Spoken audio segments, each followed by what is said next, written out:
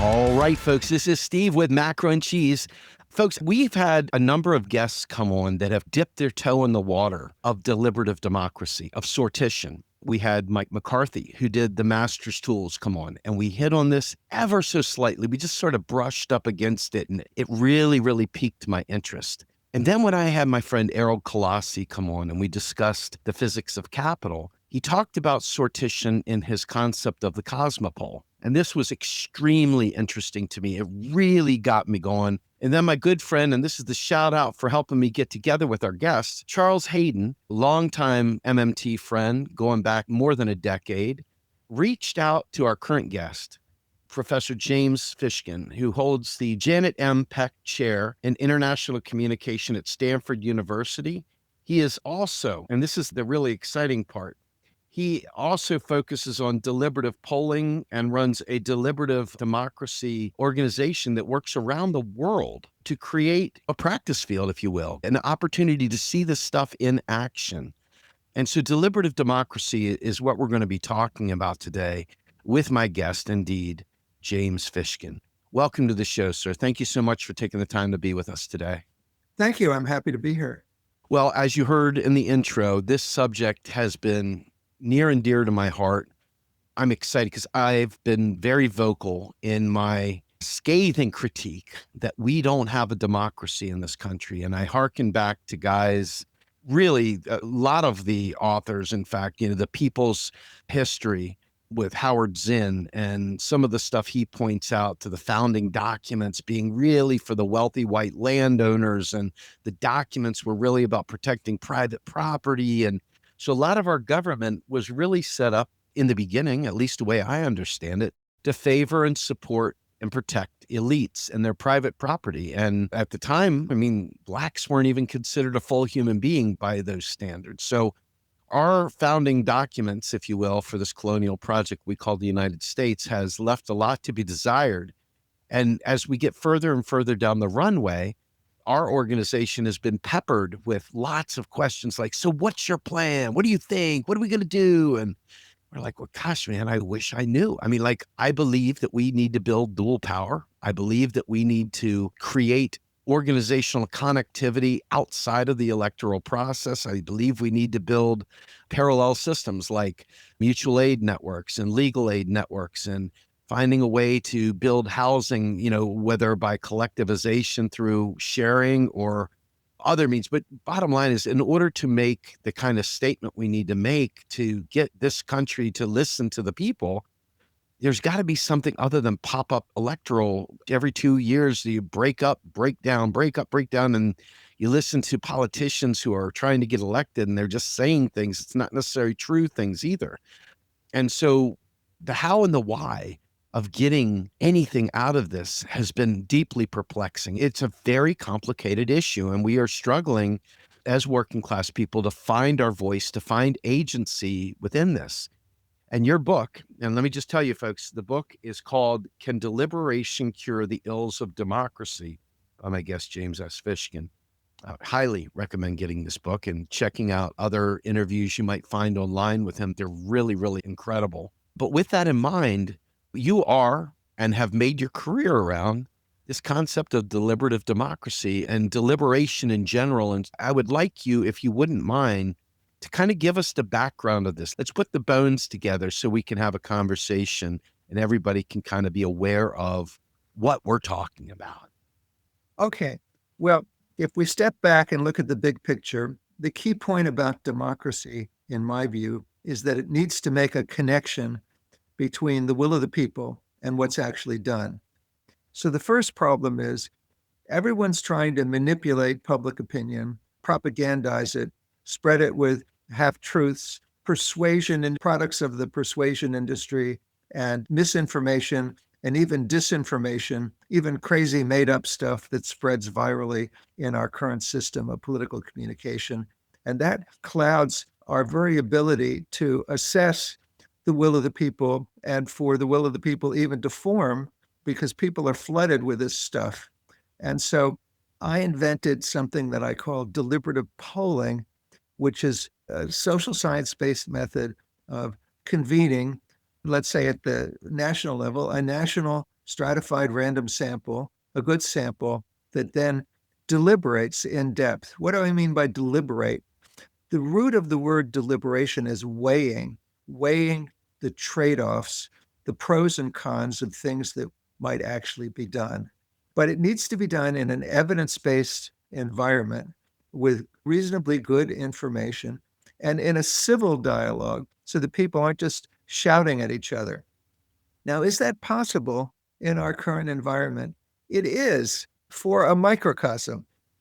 So we will prepare briefing materials that are vetted by a responsible advisory group that represents different political perspectives, different points of view, but that is willing to engage in an evidence-based discussion about what the real facts are, what the best account of the facts are. And if something is contested, it labels those points as contested. And so there's a briefing book, there's a series of proposals that are worth discussing, proposals that represent different points of view, but are in the air as something that could be done. Then we do a video version of the briefing materials for those who don't like looking at an elaborate document, just to make it easy for everybody to get into the dialogue. So we go out and we recruit a sample. And you take the America in One Room projects, which the book relies on, because those are national controlled experiments with basically the best survey organization in the United States. It's an academic survey organization at the University of Chicago called NORC, National Opinion Research Center. And they go to elaborate lengths to get a representative sample. So we convene 500 people who deliberate in depth. And we also convene a separate control group who do not deliberate, but are representative of the public. And they just take the survey at the beginning, at the time of recruitment, and then many weeks later at the end of the process. And normally they don't change much, if at all. But that's so that we know that people aren't changing because of some big event in the world, as opposed to the deliberations. So then these people are convened. And we do this either face to face, which on a national basis is fairly expensive because we have to bring all the people in, pay them something also for their time because the travel for a long weekend. And then on arrival, they are divided into randomly assigned to small groups with moderators. That's if we do it face to face. We also have an online process, believe it or not, that eliminates the moderators, but that in which people see each other as on a Zoom. But it actually, with AI assistance, it allows the groups to moderate themselves and take responsibility for how fast they move through the agenda. And people only get 45 seconds at a time in small groups of 10. We did climate change that way in the United States, got very interesting results. And we've tested that against face-to-face convenings, and we get essentially the same results. Okay, so whether it's face-to-face or online, the people are divided into these small groups.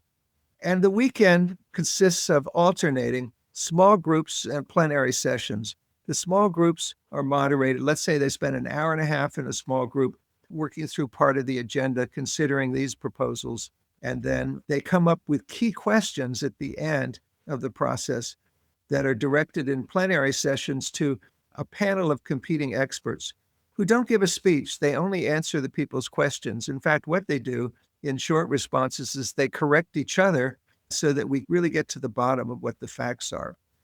So we alternate the small groups and plenary sessions for an entire weekend until we work through the whole agenda.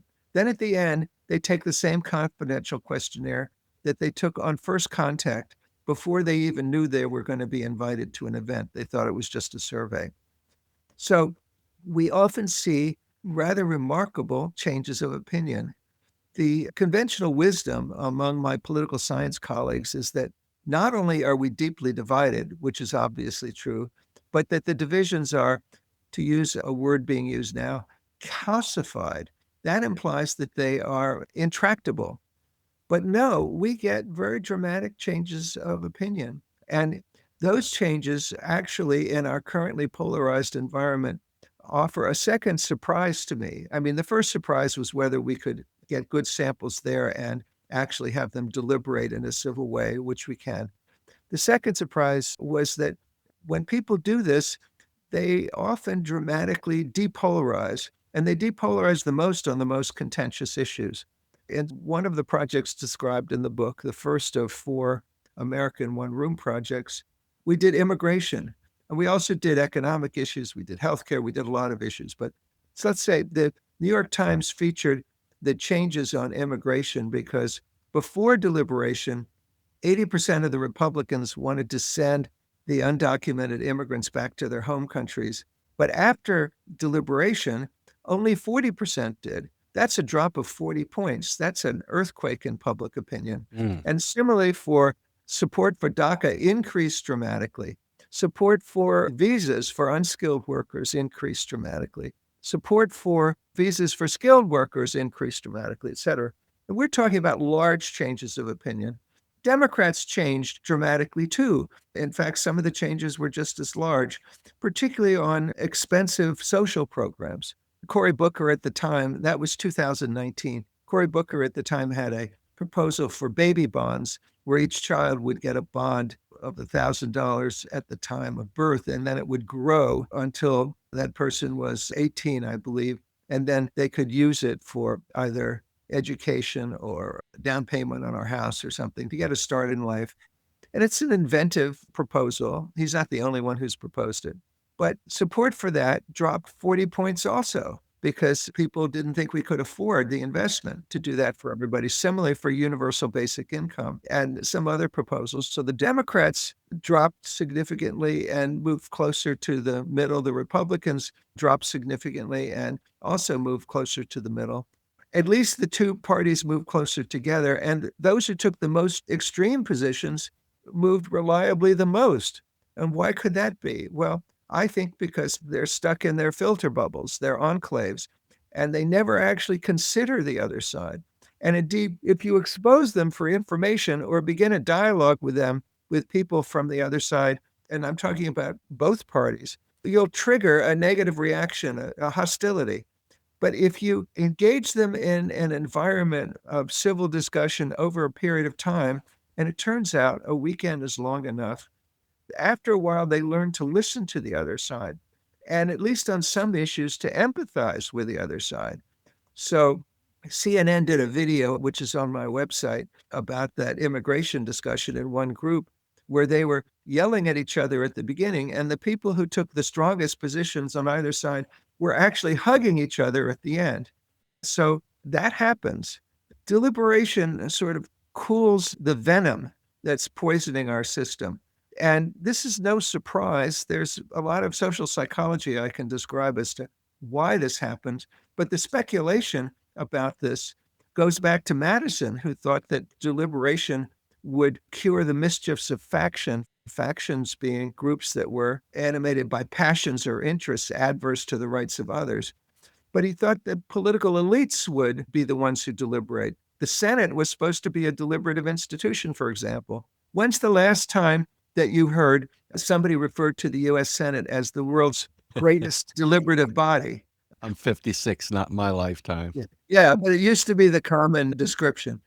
Yes. What happened is that, well, when Madison sketched out the design, he did not envision political parties. I mean, nobody knew what would happen in this republic. They were even afraid to use the word democracy because they were afraid that it connoted mob rule. After all, the people had killed Socrates and they had lived through Shays' rebellion. So they didn't want the mob. They wanted thoughtful self-government. So they thought that the elites would do it. But my research program from the very beginning is about whether the people can do it. And there's a lot of skepticism that I faced among social scientists, political science colleagues, and other related disciplines, because the conventional wisdom is that the people only vote according to party loyalties, according to tribalism, and they don't stop to consider, under most circumstances, the merits of the issue. They have a vague impression of sound bites and headlines, but when it comes to voting, it's party loyalty all the way down. And if you find voters who actually consider the issues, you're about as likely to find that as to find a unicorn. The deliberative process routinely creates unicorns because we've come back to the deliberators a year later and found out how they vote. And they vote their convictions, their considered judgments, regardless of party. The control group, who we go back to at the same time, votes just like everybody else, whether it's crime or immigration or whatever the issue is. But the people who deliberated over time become more engaged. They keep becoming more informed. They have a greater sense of efficacy. That is, they think they have opinions worth listening to. They become more involved. They vote at higher levels, and they vote according to their convictions, which is what we really need in a democracy, people to consider the issues and vote accordingly. That's the only way elections can really assert popular control rather than there being just a tug of war between two sides and a battle to see how you can, with negative advertising, maybe gin up your turnout, but even discourage other people from showing up because why should they? Their individual vote won't matter very much. But we find voters with a sense of efficacy who will assert their views. So I think that deliberation can unlock the deadlock in our democracy, but also give expression to the will of the people. Because the will of the people, for that, we need not just what people conclude, but why they concluded. And we've found many contexts, particularly for difficult choices in countries around the world, where these projects with the microcosm of deliberators have the effect of changing policy. So this works for the microcosm, particularly for difficult choices, because there are many cases where policymakers have found that if they convene or support the convening of a deliberative process that is really representative and thoughtful, they can share responsibility for difficult choices with the public.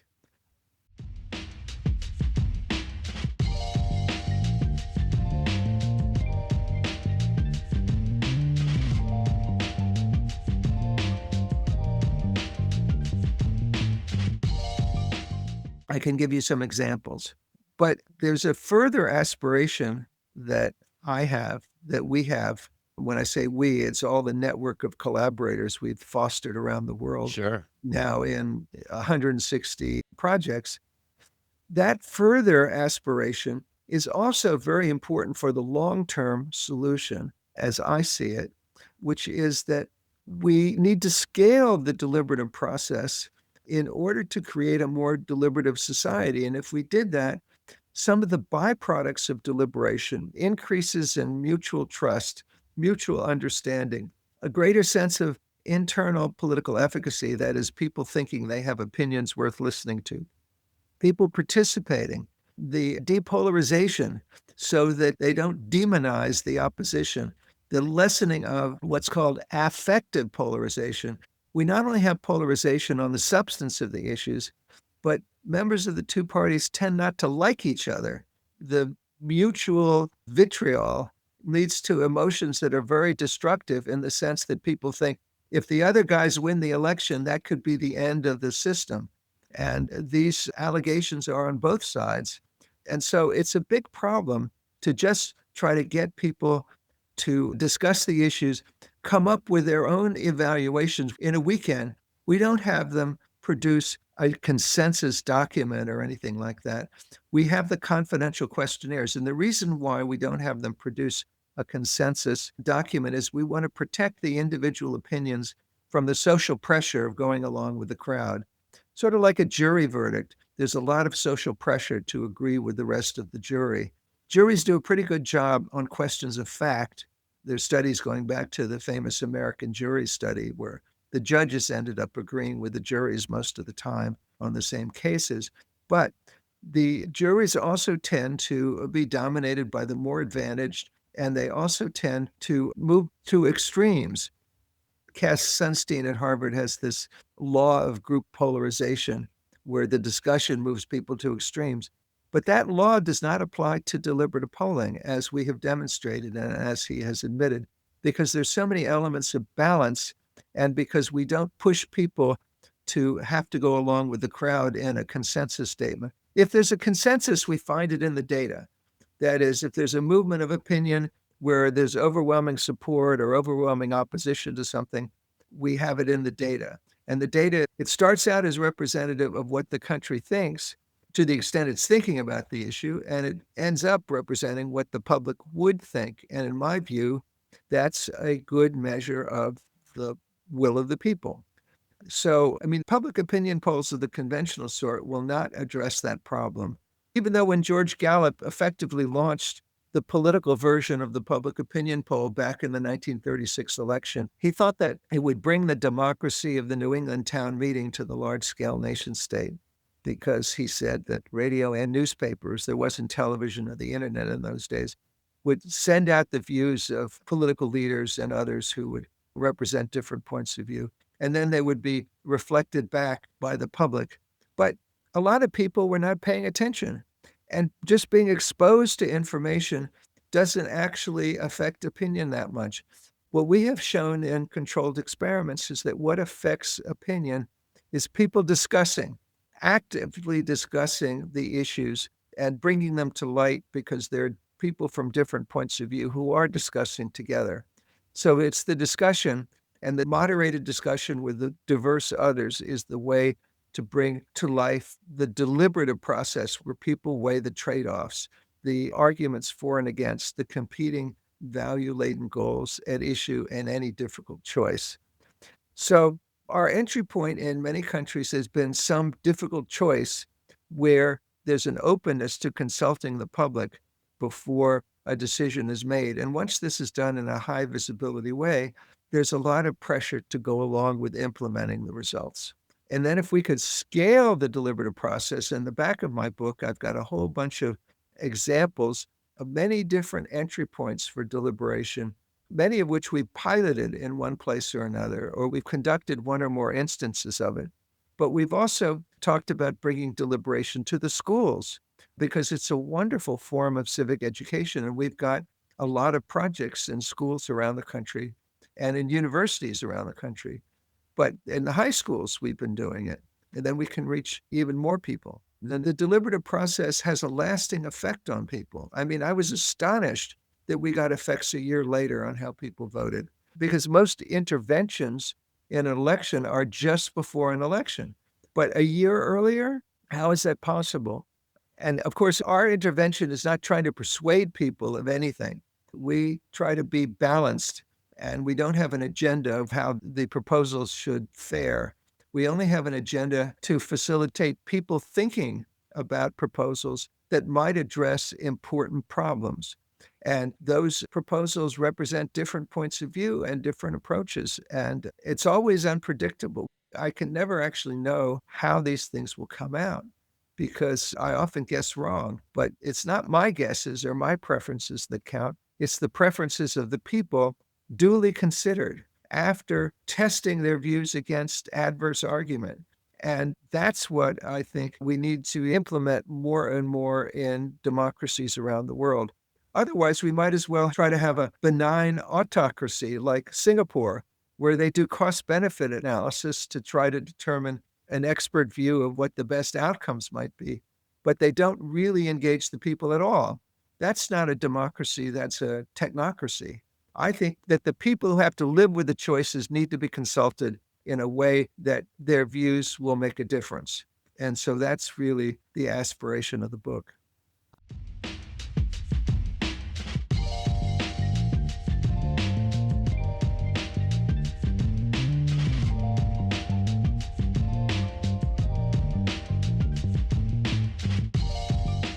I appreciate that very, very much. I do want to come back to something. My brain is just moving way faster than I'm able to put it into words. So hopefully I can articulate this. But, I'm a process guy. And I guess the first step in this is trying to understand the who, what, when, why. Obviously, we're talking about deliberation. This is a way of educating each other and then breaking down boundaries. But in terms of it going from, a control room or from a study to actually having an impact on our democracy, is this more of an opportunity for us to just get smarter as a country about issues?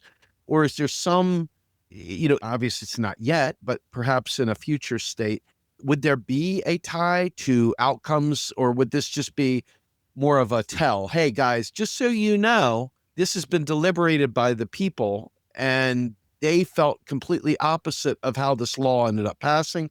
Or is this something that would be part of the formal controls of a democracy where these control groups, whether it be local or national, and I know that brings up a whole nother set of problems there, but would there be any kind of, hey, the people have spoken, this is what has to be done? Or would it be kind of more like a suggestion? Because let me frame this so you understand where this is coming from. A lot of the debates that we have today are, if you have 360 degrees of possibilities, it focuses around 2 degrees, maybe 1 degree of possibilities. And they stake a very hard claim at point 2 of that degree. And then over here at point 9 of the same 1 degree, they strike another hard line. But it's really debating this minuscule micro slice of all the possibilities. So, for example, one of the things that you brought up earlier, I'm not a UBI advocate, but the concept that they would turn away from a UBI because that would cost too much. Well, that's already starting from a false premise about the ability of the currency issuing nation to finance the well-being of its people. It's ideological, but it's focusing on a false scarcity narrative, an austerity narrative. It's baked into the question. You see, it's baked in up front that we can't afford this. There's like this belief, and it's like, well, wait a minute, where does money come from? Well, if you read your Constitution, Article 1, Section 8 says that Congress is the one that authorizes spending and that money comes from them. And now we have a Federal Reserve that our Treasury works with and so forth. But at the end of the day, the ideas of what is affordable, what is not, presupposes people understand federal finance. And if they don't, they're baking in myths and legends into the 1 degree of separation that they're debating. You talked extensively in the book and some of your interviews about the misinformation. So it's kind of like GIGO, garbage in, garbage out. If you're walking in there with a fake set of ideas that are coloring your perception, once again, we could have some really, really bad outcomes there based on, hey, well, the people want this and they may want that, but you never see the government begging for money when they're funding war. But the minute you talk about doing something for the people, the wrist is to the forehead. Wherever will we find the money? It's like, well, the same place we found it for war, dude. It literally, our country creates currency when it spends. So how do you bake in there? I mean, obviously, this can't fix everything. It's not pizza, right? Yeah. So it's like, how do you overcome that kind of inherent false premise before we even get started deliberating? Well, look, we have to have, and we did have a discussion with competing experts about what the costs of any of the social programs were going to be. And that's a factor to be considered. And there's no stipulation as to a fixed amount that we can afford. And we should have a deliberation at some point just about the national debt and what's been done to it in the light of tax cuts, et cetera, et cetera. But let me make it a little more concrete. Let me mention 2 examples, one of which had dramatic results, but it's not a contentious issue so much, and one which shows a very advanced level of institutionalization. So let me talk about briefly Texas and Mongolia. In Texas years ago, Texas is growing very fast, so they have to figure out how to get their electricity as they grow. And the legislature allowed the Public Utility Commission to require that the electricity companies consult the public about the integrated resource plans. That's a fancy term. The plans for how they were going to provide energy in their service territories. You can divide up the state into 8 service territories. So in each service territory, the utility faced the problem, well, how do we consult the public?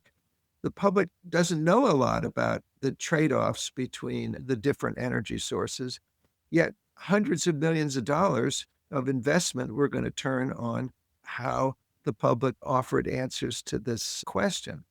So they convened deliberative polls supervised by all the relevant stakeholders, which included consumer representatives, representatives of the different kinds of energy, the Environmental Defense Fund, all kinds of groups had to pass on the balance and accuracy of the briefing materials. And it was pretty obvious that if they need more electricity, you could produce it by coal, which is dirty but relatively cheap. You could produce it with natural gas, which is cleaner, variable in price. You could produce it with renewable energy, particularly wind power. Now, also solar power is cost effective. Or you could invest in conservation, demand side management to lower the need. These are the basic choices. Nuclear at that point was off the table, but has come back because it was so involved in different kinds of litigation. So you've got those choices.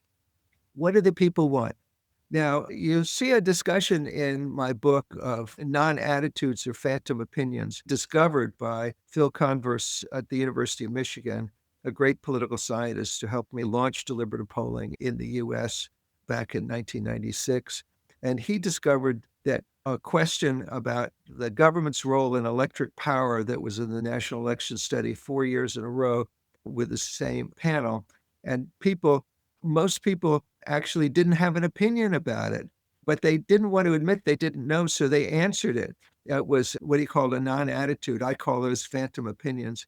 A late friend of mine, George Bishop, the University of Cincinnati, did studies of the Public Affairs Act of 1975, which the public offered answers to, but it was fictional. They couldn't have had opinions because it didn't exist. And then the Washington Post decided to celebrate the 20th non-anniversary of the non-existent Public Affairs Act of 1975 by asking people about the repeal. And the Washington Post asked, half the sample said the Republicans wanted to repeal it, and half the sample the Democrats wanted to repeal it. And they got different answers depending upon that, but you can't repeal something that doesn't exist. So I knew that on electric utility issues, the public may not have any opinion at all. And I think intuitively the electricity companies knew that, and the Public Utility Commission knew that. So they couldn't just do polls about that, particularly as the issues get complicated with the trade-offs, because often they would get phantom opinions or just vague impressions of sound bites and headlines. So they needed something more. So what could they do? They could do focus groups, but the focus groups of 8 or 10 people, they're not representative. They're suggestive, but you can't represent a large population with focus groups. So focus groups could do open meetings, sort of town meetings, but they knew they'd just get lobbyists. And why let the lobbyists determine the policy? So they adopted deliberative polling for this purpose.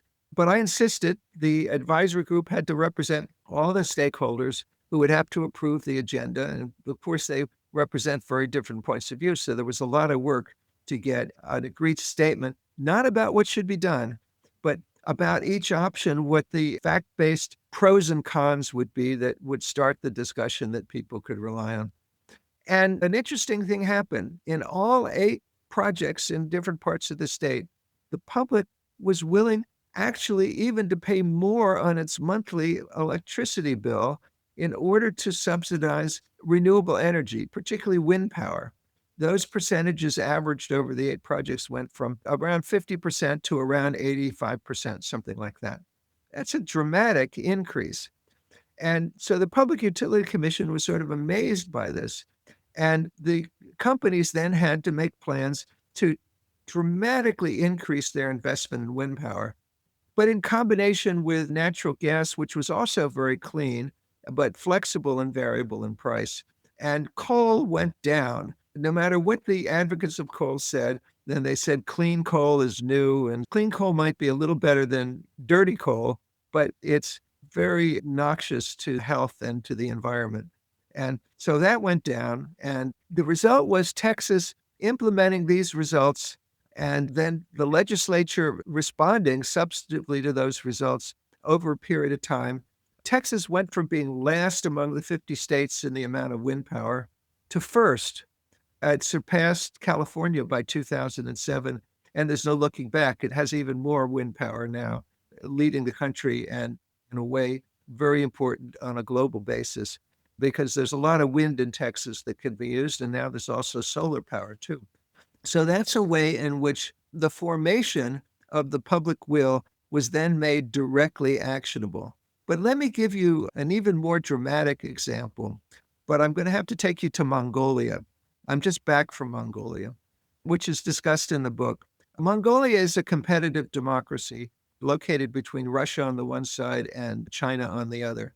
A tough neighborhood, but it is a democracy, has very competitive elections. The presidency and the parliament swing back and forth between 2 big parties, and the 2 big parties are in near deadlock. And so we started doing deliberative polling there at the city level. That's the capital of Ulaanbaatar, very successfully. And it migrated to the national level. And then there was so much satisfaction with the process that they passed a law which requires that in order to change the Constitution, they have to conduct a deliberative poll about the proposals, a national deliberative poll. And they spelled out what that meant. They would take a sample of more than 700 deliberators recruited by the Census Bureau, the National Statistical Office, who did an excellent job recruiting the sample, and a separate control group who didn't deliberate, who were just a benchmark in terms of the attitudes and demographics. And by the way, the participation in this was extraordinary. Mongolia is a very big country. It's the same size as Western Europe, even though it has a small population. So the percentage of the people who were initially contacted, the percentage of the people who were invited to come to the capital and deliberate in the parliament building, the percentage who showed up was 85%, yielding about 700 people. And so many of the polls that you see reported in the US on politics have response rates of maybe 5 or 6%. So the 85% is very impressive as a microcosm of the people. And the law requires that the supervision by an independently elected advisory committee, and then that the results go to the parliament. And the parliament, in its wisdom, has the option of passing a constitutional amendment if it's approved by a 2/3 vote. So twice constitutional amendments have resulted. And in the second case, which was quite recent, the constitutional amendment changed the electoral system. It added a number of members of parliament who would be chosen by proportional representation, as many elections happen in Europe with proportional representation. Previously, they were only chosen in electoral districts, and that's part of why they got a dominant two-party system. But the people wanted other choices. They wanted third parties to get elected into the parliament. And so, you know how hard it is to get the people to pay for more politicians? I mean, that's really hard. Nevertheless, the public supported these ideas in the deliberation. And most importantly, then the parliament, by 2/3 vote, approved the new electoral system, and they had an election. And sure enough, more third parties were elected. So then they had a big celebration of the process and its results. And I went back to Mongolia, and they had a big symposium about my book, the book that we're discussing. And they presented me with the Mongolian edition, which they managed to translate and get published before Oxford could publish its version in English. Wow. And then the president awarded me their highest public honor, which was this gold medal that I received in a ceremony in the parliament for bringing deliberative democracy to Mongolia. So Mongolia may be an exotic case, but it's a real democracy. And for me, it shows a way of combining the wisdom of the people as expressed through the deliberations with the deliberations of the elected representatives. And that's a problem that we all face. Look, in the United States, in order to change the Constitution, it's almost impossible because you need a 2/3 vote of the House and of the Senate, and then 3/4 of the states to ratify. And given our divisions and extreme polarization, it's virtually impossible to get a constitutional amendment through under those conditions now. But the Mongolians had lots of extreme partisan polarization. Nevertheless, they were able to implement this and require it by law for future constitutional amendments. So that's a high-end case. It's an aspiration. I don't expect this to happen very often, but it's a picture of what could happen.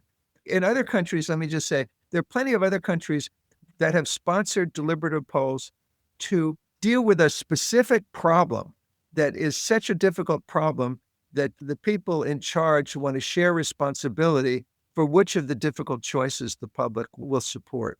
And I can give you some of those examples. That's another kind of case where we end up having some success. As we're getting later into the discussion here, I want to make sure I touch on this. How does deliberative polling connect or work with sortition? Is there a relationship? Deliberative polling is an example of a method of decision that uses sortition. Sortition just means random sampling. Sure. So we use random sampling, but we use very high quality random sampling, stratified in terms of all the key demographics in order to make sure we have a representative system. And the very idea of sortition, stratified random sampling, goes back to ancient Athens, which I discussed in the first part of the book. That is, the Yes. Athenians made important decisions. They even had a machine called the Kleroterion, Kleroterion, a machine to select the random samples because they didn't want any corruption in the selection. They wanted it as a mechanical process. And so they divided up the population in sortition, referring to 10 tribes, so called. And random samples from each of the tribes were chosen to add up to 500, who would be the council of 500 who set the agenda for the assembly. And a lot of other important decisions were made by the random samples. So that's what sortition is referring to. But sortition, random samples, that's what public opinion polling is, stratified random samples. But it's sortition with the people not thinking very much. But the deliberation is the other part of it. And deliberative polling is a particular design for how we conduct the deliberation with random samples. So a lot of the sortition projects around the world that you see discussed, and they're very popular, are citizens' assemblies where they have to come to a collective judgment, but where the samples are small, 50, 100 people, 150 at the most. So they're relatively small. And the sampling is often not very good. I mean, the French sent out for their French National Convention on Climate Change, they sent out 300,000 text messages and ended up with 150 people. And they didn't bother to measure what the people's views about climate were at the beginning. And they said, you know, you would have to deliberate for 6 months, and it turned out to be a year. Then it ended up being 2 years. So if you're going to give up 6 months or a year of your life to deliberate about climate, it's probable that you started out as more committed to climate than the rest of the population. And so my point is that we need to have samples that are representative of the public at the beginning if we want the public and the government to listen to what they come up with at the end. That's why the sampling and the measurement of opinion are very important. And all the problems in the jury literature, I think, come out of the need for consensus that pushes people for a consensus. We usually get a consensus, but we're not pushing for it. We're pushing for whatever the distribution of thoughtful opinion is at the end. That's what we want to find out. So, deliberative polling is a form of sortition. I just happen to think, in all modesty, that it's the best form so far.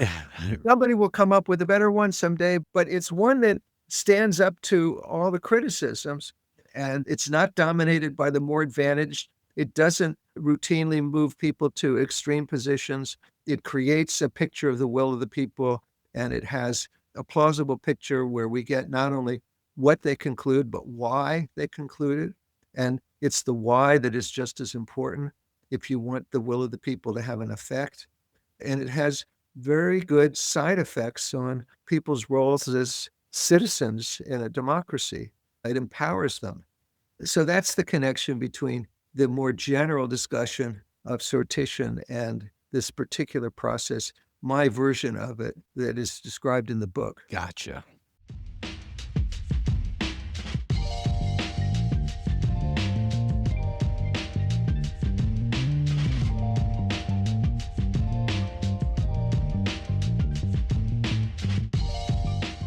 Okay, so let me stretch you beyond your book momentarily and just get your opinion on something. And I think it's more than an opinion. I think it would play into what you're talking about in general.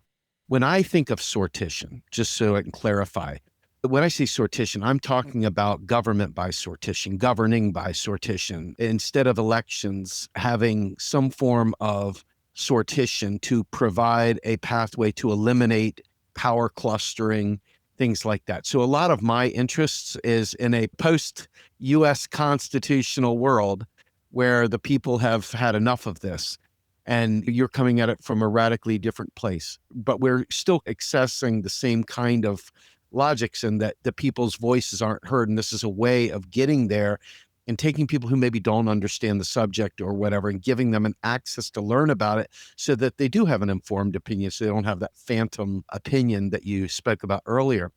But what we talk about here a lot is a federal job guarantee. And I want you to play along with me here for a minute to see if my brain is completely made of mush. So the concept of a federal job guarantee is that it's federally funded because the government is the currency issuer, and it's locally administered because local governments and state governments are currency users. They don't have the ability to create currency like the federal government does. So the federal government would fund jobs at the local level to take up those people that have either been displaced by downsizing or changes in the economy or whatever. But these jobs would be public purpose jobs. They would be jobs that are not necessarily competing with private interests. They would be serving things that are not considered profitable. They would be things that would be needed for the local communities. So we had oftentimes talked about the possibility of leveraging sortition to bring people to debate and discuss what jobs each local community would like to see represented in the job guarantee, to provide them with a map to figure out what jobs could be available for people on demand and that would be paid for with federal money and have federal benefits, et cetera. This is an idea that we felt would eliminate involuntary unemployment and would once again revitalize democracy.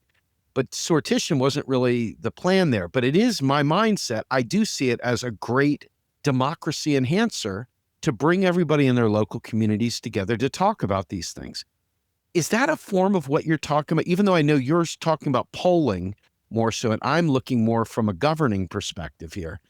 Can you tie that together for me, or is it completely wet behind the ears? Well, you just mentioned an inventive proposal. And what would the people think about it? In my view, deliberate polling about it and how to apply it would give you the best measure of what the people would really think about it. So you're saying sortition should be involved in making some of these decisions. That would be fine. But what kind of sortition? A citizens' assembly, a citizen jury, a consensus conference? What kind of sortition? I think deliberative polling is the most credible form of it. But then is it advisory or does it make a final decision? These are all things that would have to be worked out.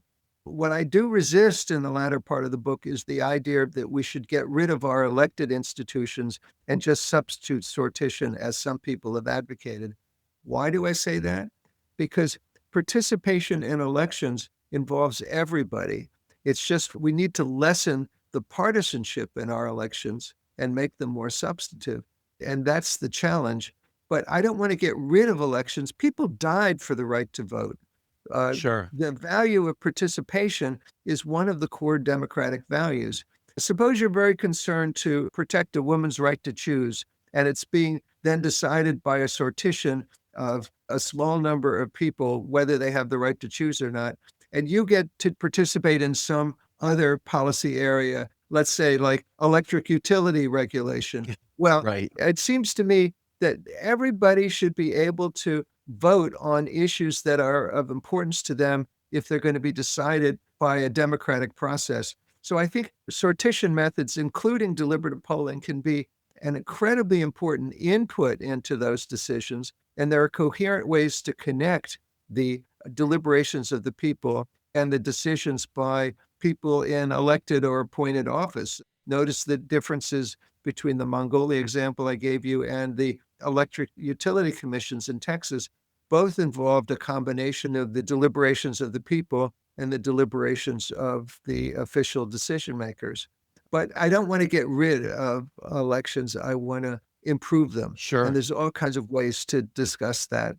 But if your particular proposal is an inventive, important one, and it could be deliberated about in a deliberative poll or could be deliberated about in some other form of sortition. I just happen to think the other ones are not as reliably representative and thoughtful as the one that I've been advocating. Absolutely. I need to vet my own ideas with somebody who actually knows what the heck they're talking about, as opposed to what is that Dunning-Kruger moment here? I don't know what I don't know, and I'm thinking I know, but I don't know. You know what I mean? So I just want to kind of vet it out a little bit because at the end of the day, there are obviously real serious concerns of corruption throughout government in general. And the anti-corruption movement maybe hasn't gotten the kind of energy that it needs, but you don't have to go far. I mean, you can go back to Ferdinand Pecora. I'm probably way back to Cain and Abel, but Ferdinand Pecora, when it came to the Great Depression and the crash, the stock market crash and all, and his great speeches as he was showing the oligarchy for the parasites that they were at the time. And we don't see that kind of stuff anymore, to your point. We don't see the Senate debating. You just see them carrying out the will of the donor base of their branch of the oligarchy at this point. Mhm. And so for me, I'm just trying to, I guess, be creative without necessarily a map, but I do like what you're talking about here. I need to mentally wrap my head around it more. And I do appreciate everything you've said here. And your book was fantastic. I got to listen to it on audio and I got to read through it in the physical, and I got to listen to a bunch of discussions you were having. And I'm really fascinated by it. I just want to see it have teeth. You know what I mean? Like the outcomes of these things not be suggestions, but more, hey, look, you know what? We're not a bunch of experts, and you're not going to use your experts to come write the laws like we do. It doesn't take much to see how large agricultural producers will write regulations and they hand to politicians who then pass them, who have no understanding of the regulation they're passing. But the industry that's trying to consolidate and monopolize their space does. And they create huge barriers of entry for new entrants. Mhm. And all of a sudden now you've got a situation where it looks like democracy won. Look, your elected representative just passed this bill, but people don't understand it. But the powers that be do understand it, and they knew exactly what they were doing as they carved out their monopoly. These are the things that go through my head. They may not be coherent as I say them, but I think I know what I'm saying. They're coherent. We've had cases where the public even has had the final say, but on specific issues. For example, just to illustrate the problem, the fact that political leaders will sometimes sponsor these things to share responsibility for a solution. A few years ago, President Moon in South Korea, when he was elected and his party was anti nuclear, he found himself with two half completed nuclear reactors, Shingori 5 and 6. And since the stance of his party was anti nuclear, that was a problem. But if they didn't complete the nuclear reactors, they'd have to import a lot of fossil fuels, and they were concerned with climate change. That was also a problem. So, what was he going to do? So, to my surprise, since we'd done a lot of projects with collaborators in South Korea, deliberative polling, he just announced that he was going to sponsor a deliberative poll supervised by an extensive scientific committee about whether or not the reactors should be built or not. And this was a very high visibility case. And the people moved dramatically to say, finish the construction and bring them online. And that's what they did. So the people had the final say about doing it. It wasn't a recommendation, it was set up so that they would have the final say. So that was a case where he could share responsibility for the result with the people who really thought about it in depth, according to my design. So there's some other cases like that too, cases with teeth, as you put it. Nobody knew how they were going to come out. No, I appreciate it immensely. So, as kind of like a parting gift here, I think that your book is fantastic. And I think everybody should get this book because I think we need to begin working on building up enough popular support in whatever fashion. And I like your approach very much. Again, just thinking outside the dots here, trying to blend what I had been thinking prior to reading your book and trying to understand where I went wrong or maybe how it might work together, how there may be some sort of overlap there. I guess because you are the expert on the subject. And by the way, it's very impressive. Larry Lessig was somebody who I didn't think he had a prayer of winning, but I was really excited to see him run because it was nice to see somebody focusing on elections and focusing on democracy. And so to have his kind of endorsement there, at least at that level, I thought that was impressive. So with that in mind, I'd like you to have the last word. What did we miss today that, I mean, obviously there's a million things. We don't have 8 hours to talk, and God knows your life's work is way more comprehensive than an hour could ever achieve.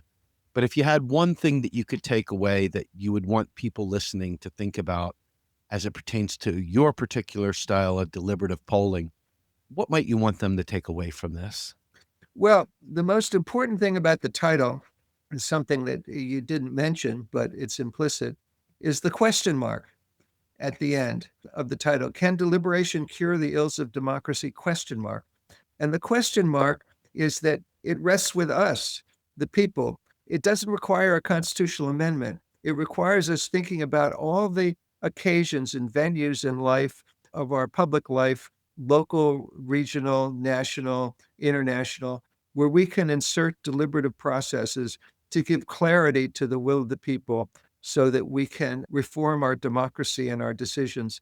And I include all kinds of things in the last chapter, from reforming the initiative system in the Western states, both in terms of advising the people about the results, but also generating public interest propositions instead of just having very well-funded groups paying for signature collection.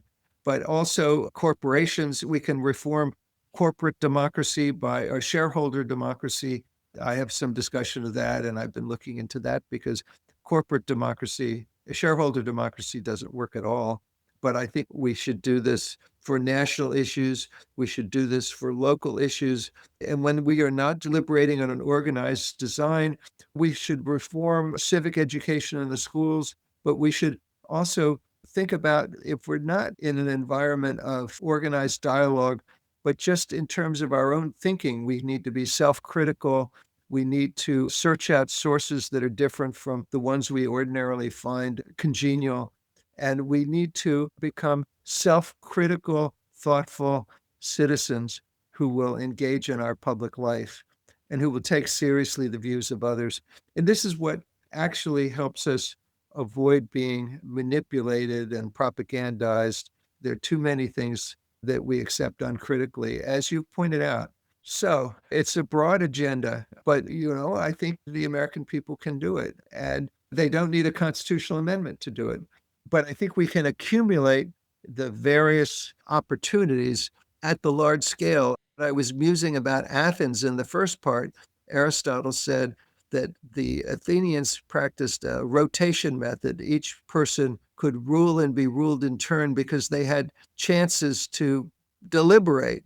Well, that's been dismissed as something for tiny city-states. But at the large scale, if we had enough opportunities for deliberative processes in our education, in our different policy areas, we could practice the rotation method at the large scale. Everybody could have opportunities to deliberate, and people like it if they do. They like talking to people who are different from themselves. They may hesitate at first, but if it became part of our civic life, we could cure some of the ills of democracy. So that's my pitch. Thank you very much. I really, really do appreciate this. I've got so many more questions, and hopefully we can maybe have you on again in the future as I grow in knowledge on this space, and we can maybe bring up some other issues to really bring more of your work into light. I do appreciate it. And I am infinitely aware that you have done so much work that I'm just scratching the surface. I'm glad that you allowed me the opportunity to ask you the questions I did, and for our audience to be able to hear from you. Wonderful, wonderful conversation. Where can we find more of your work, sir? Well, I've just set up a webpage about this book. It's called jamesfishkin.com, one word. But you can also find it on our website, deliberation.stanford.edu. Just Google me and Deliberation, and the website of the Deliberative Democracy Lab will come up, and it's got projects from all over the world and in some detail. And it's got videos, it's got press coverage, it's got everything you might want to know about the initiative. So deliberation.stanford.edu. Fantastic. All right, folks. That's my guest, James Fishkin. We were discussing the book, Can Deliberation Cure the Ills of Democracy? It's an Oxford publication. Please go out and get it. We will have links to all this in our show notes, and we will, of course, have curated transcripts for this. So please do read them, check it out. All the extras and links that will be provided and will be there for you all to dig in deeper. With that, I want to thank you, Dr. Fishkin. I really, really appreciate your work here. And for us, I want to remind you, we are a 501c3 not-for-profit, Real Progressives. We're just a bunch of volunteers, folks, but we live and die on your contributions. They are tax deductible, so there is that. So if you have $5 laying around each month that you can throw at us, we'd love it. $10. And for folks that are, capable of more, we'd really appreciate it.